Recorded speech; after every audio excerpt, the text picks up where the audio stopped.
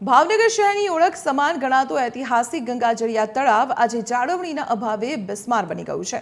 કરોડોના બ્યુટિફિકેશનના દાવા બાદ પણ ગંદકીના ઢગ અને અસુવિધાઓને કારણે સ્થાનિકોમાં ભારે રોષ જોવા મળ્યો છે।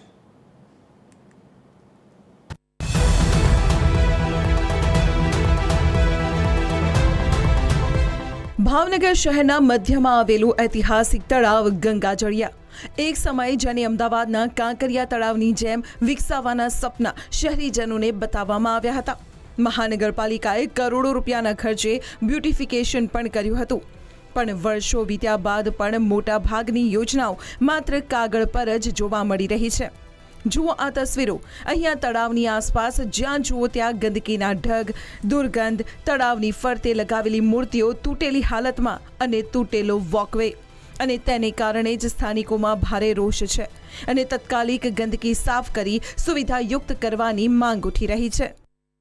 આજે લગભગ 10-11 વર્ષ જેવું છું અને ત્યારે કીધું હતું કે આપણે આખું એવું ડેવલપ કરીએ। 11 કરોડનો ખર્ચો કર્યો અને જ્યારે બોટ મૂકશું, આજુબાજુ લોકોને ફરવા જેવું સ્થળ બનાવશું અને પિકનિક જેવું ભાવનગરની અંદર લોકો જોવા આવશે, આવી તો જાહેરાતો કરી છે અને 11 કરોડ રૂપિયા વાપર્યા છે। છતાં અત્યારે તમે પરિસ્થિતિ જુઓ તો ત્યાં યુરિન પણ લોકો જાહેરમાં કરતા હોય છે અને કેટલું દુર્ગંધ મારતા હોય છે આ તળાવની અંદર।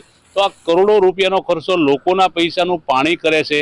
મહાનગરપાલિકા વિકાસના કામ જરૂર કરે છે, પણ કર્યા પછી એની કોઈ જાળવણી નથી લેતું, એની કોઈ સંભાળ નથી લેતું। આ અંગે જ્યારે TV13 ગુજરાતીની ટીમ ભાવનગરના મેયર પાસે પહોંચી તો સાંભળો તેમણે શું જવાબ આપ્યો।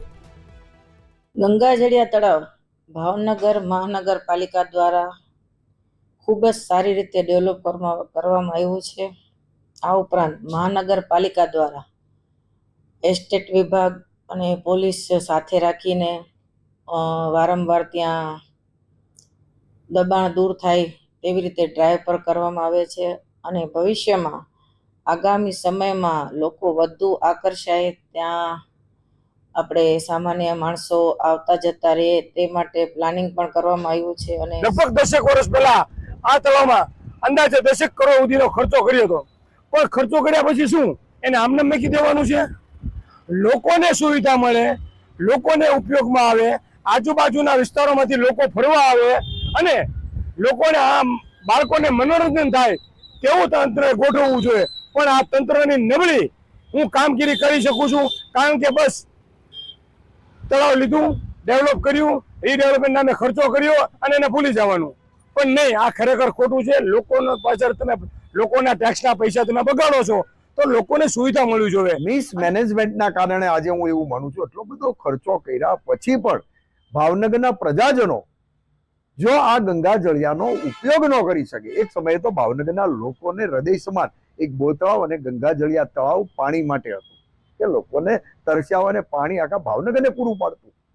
કમનસીબે આજે એ વિસ્તારમાંથી એટલે ગંગાજળિયા તળાવમાંથી આપણે નીકળવું હોય, પસાર થવું હોય તો એટલી બધી ગંદકી અને એટલી બધી દુર્ગંધ આવે છે, એની કોઈ કલ્પના નહીં। અને એટલો બધો ખર્ચો કર્યા પછી પણ લોકો ત્યાં હરવા કે ફરવા પરિવાર સાથે નથી આવતા, એના કારણો ઘણા છે।